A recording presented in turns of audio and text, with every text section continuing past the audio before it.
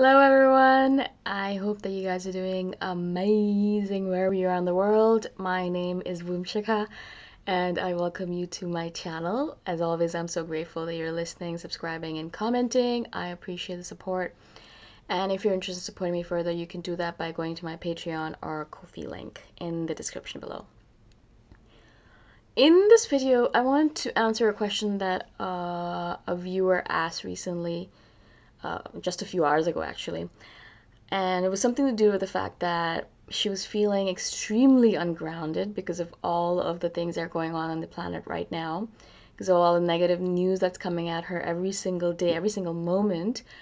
And because of all this ungrounding, she was feeling extremely conscious of the fact that she is not doing well at all. And she was getting a lot of anxiety in her body and just basically leaving her body because she was not able to stay in it because of all the fear and doubt and anxiety that was being garnered by the coronavirus incidents and all the deaths and all the suffering on the planet right now. The interesting thing to me actually was not to negate this person's experience, but there is suffering on the planet all the time. In fact, there's been a lot of suffering in the last, in general, all the time. There's a lot of suffering in terms of animals, cruelty, and sex slavery and child slavery. I mean, there's always a lot of stuff going on. The only thing right now is that we're more cognizant or aware of what's going on because a lot of us are directly influenced perhaps by it. You know, everyone is more paying more attention to this incident about the coronavirus because they might be directly influenced by it or affected by it because they might get it, right? SARS virus was very big as well, and a lot of people suffered because of it in Hong Kong, but it didn't affect us because it wasn't coming to our area or our country, so we're like, all right, cool, c'est la vie, you know? It doesn't really matter because it doesn't affect me. Same thing with the bushfires in Australia. Half a billion animals died because of it. That's a lot of suffering. That's a lot of negative energy in the atmosphere. But again, it was in Australia. It's over there. It's fine. It doesn't matter. It doesn't affect me, so I'm not going to think about it. That actually really irks me, obviously, as you guys can tell. But in general, as I said, there is a lot of suffering. But yes, there is suffering right now that perhaps affects you directly, and you're feeling a little bit anxious, a lot anxious, and a little bit or a lot ungrounded by it. I've done videos on how to ground yourself in the past, and all of those techniques will definitely apply here. So, you know, going for a walk in nature, doing something physical that allows you to bring yourself back into your body, building your mind-body connection by meditation or yoga. Yoga is a really good technique for it. And you don't really have to do like power yoga or any crazy poses like that. Very simple, basic pose like the baby pose or child's pose, not the baby pose, the child's pose. You can do the child's pose, and that in itself is a very good pose, very easy pose. It's basically like you're going back into the womb, and it's a very easy pose to bring yourself back into your body. It really allows you to just instantly pop back in. So like things like that, obviously little techniques like that are obviously very poignant. But in this regard, right now, for this specific situation, there's a couple of things you can do for sure that for me I found very useful. And it's kind of a little bit difficult to say because a lot of people are very much into social media right now because they want to keep up with the news and they want to make sure that they know exactly what's going on the planet, and they want to be cognizant or conscious of, you know, what's going on with everyone else around them and their families around the world, things like that. And so in general, it's telling people, you know, stop going on social media because that's really going to affect your grounding and your anxiety levels, or stop looking at the news every hour on the hour as if you're a newscaster. That again, you know, people are like, well, I need to know what's going on. Unfortunately, a lot of people are actually, normally perhaps they might not spend that much time on the news, but nowadays a lot of people are just basically spending all of their time on the news and on social media trying to catch up on what's going on in the world. You know, what's going on in the US. There's so many cases there. Why are there so many people dying in Italy? You know, what are we supposed to do? How are we supposed to protect ourselves? And what's going on with the economy? So yes, there's a lot of information that we need to get into our system in order to live and to be aware of what's going on. Absolutely. But I've tried as much as possible, again, to limit my time on social media because that literally is one of the biggest things that causes my consciousness and my grounding level to just kind of topple over, and it just makes me go crazy in my head. So Social media again, Instagram is my big nemesis because I love Instagram. I love aesthetically pleasing photos of food and other photos.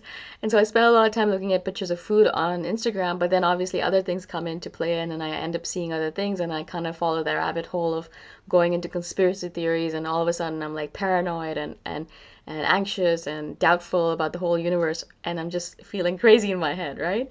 And so of course we all do this, but I've very much been trying to limit my time on Instagram as much as possible. And if I am on it, I'm trying to stay on the meme side of it, trying to look at the humor of the situation that we're in rather than looking at the dire situation that we're in. Again, also the same thing with news. It's very easy to get up in the morning and the first thing you do is switch on the news to see what's going on in the world. And very easy to look at the news right before you go to sleep and that's the last thing you do. And then in the middle, you're looking at the news 10 times a day or looking at the stats on how many people died or how many people are affected by coronavirus, things like that. It's very easy to get into that cycle, that vicious cycle of just checking the news over and over again to figure out what's going on. But again, if you want to keep your sanity levels, because it's very important in this time, especially to keep your immune system up. And if you get very anxious, your immune system goes down as well. And so really our prerogative is to keep your immune system up. And to do that is to avoid or to look at the news at least only once or twice a day. Really try to restrict it for yourself, especially if you're an anxious person. Some people don't care. They can look at the news a billion times a day and it doesn't affect them. If you're one of those people, cool. For you, it's fine. But a lot of us, for me especially, I really don't. I look at the news once a day and I look at it to figure out what's going on and that's it. And the funny thing is that I don't even need to look at the news because there are hundreds of people in my life, hundreds, not hundreds, dozens of people in my life. And if something happens, even in Thailand, when I was in Thailand, Chiang Mai, I didn't even need to look at the news because as soon as something happened, people would tell me that something's going on. People would message me, be like, did you hear about this? And I'm like, yeah, no, I didn't. But thank you for letting me know.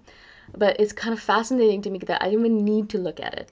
People were always messaging me with news, and I'm like, why are you guys looking at news in Bangkok? But of course, they're my family or friends, and they care about me. And so, again, I didn't even need to look at it because people would message me. I get up in the morning and I'd get 1,000 messages. This happened here, and there was a bomb threat there, and are you okay? And I'm like, I'm in Chiang Mai, and Bangkok is far away, but thank you for letting me know. So again, that is the kind of thing that we're kind of dealing with here. In general, though, as I said, if you are an anxious individual right now, to limit your time on social media and listening to the news is going to be really useful to you.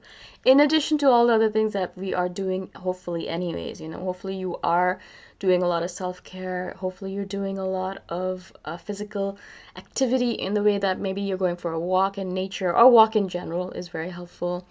And then doing a little bit of yoga poses or dancing or whatever your physical activity is, maybe a hike, maybe whatever that means to you.